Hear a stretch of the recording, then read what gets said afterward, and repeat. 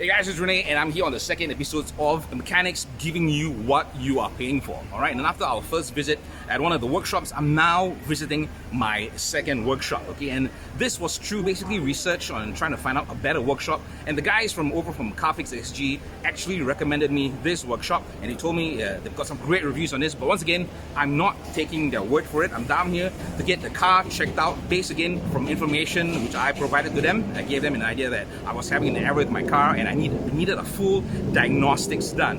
Okay, and the same thing that they told me was, we'll check the car for you, we'll get it fully checked out and let you know what the issue is. And once again, I'm down here to find out what kind of service am I getting based on what they told me.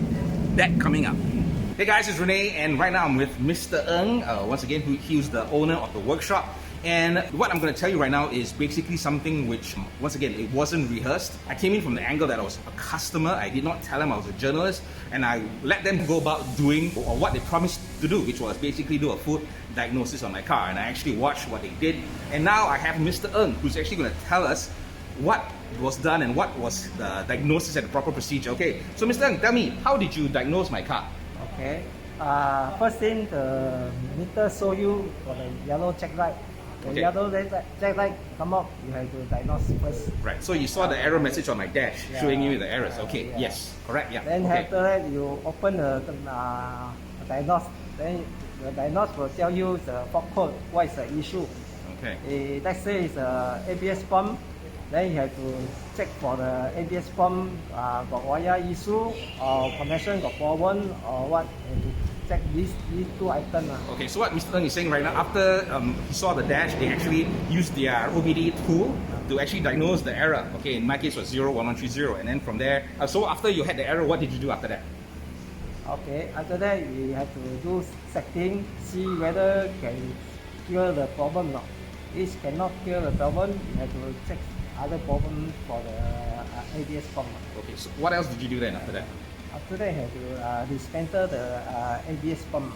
Okay, so you actually took out the pump from the car? Okay, and what else did you do after that?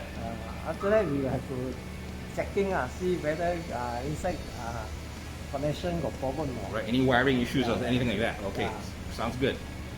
So basically, so my understanding was, when I gave a call was, the workshop, the guys at this workshop told me that they're going through all the steps, all right? And this was exactly what they did, okay? It wasn't, when I called, they told me something, and when I came down, it was a whole different story. And so, Mr. Ng, is this the correct way on how you do diagnosis on a car? Yeah, it's the correct way to do. Okay, so this is the correct way. Okay, of course I wanted to understand, because as I mentioned during my first episode, when I went to another workshop, I was given a whole different level of service. I just wanted to confirm that this is how a diagnosis is done. And once again, I want to thank you, Mr. Ng, for doing a great job on the car and telling me the actual fault. Once again, this is Renee signing off right here from Revv Evolution.